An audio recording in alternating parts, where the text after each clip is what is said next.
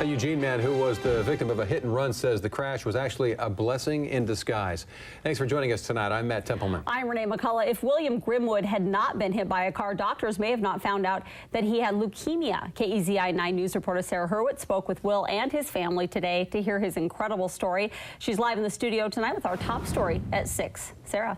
Matt, Renee, on August 5th, William Grimwood was walking to meet some of his friends when the unthinkable happened. Someone hit him in broad daylight and then left him in the street. But Grimwood says what happened after that crash is somewhat of a miracle.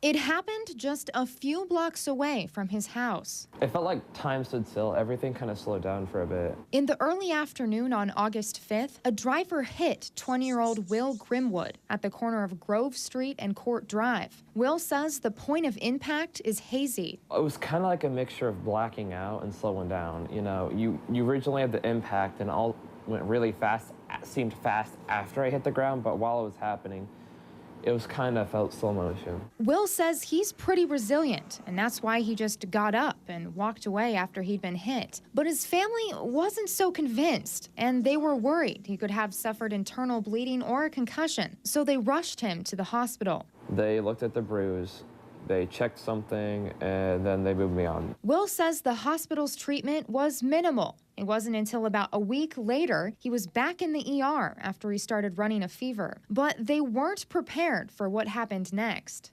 Stunned when they started talking about abnormal cells in his blood.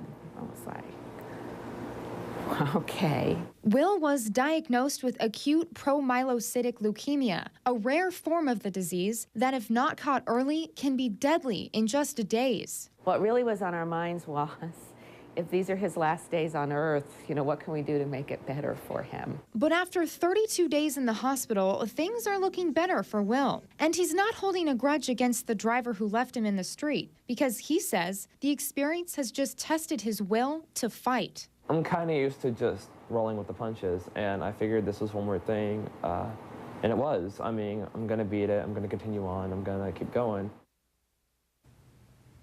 Now, Will is set to continue treatment in about a month, and doctors say that most people who make it through the first month of treatment live. Will says that he's been pretty positive through this process, but he is disappointed that he'll have to push back enrolling at Lane Community College for the fall term.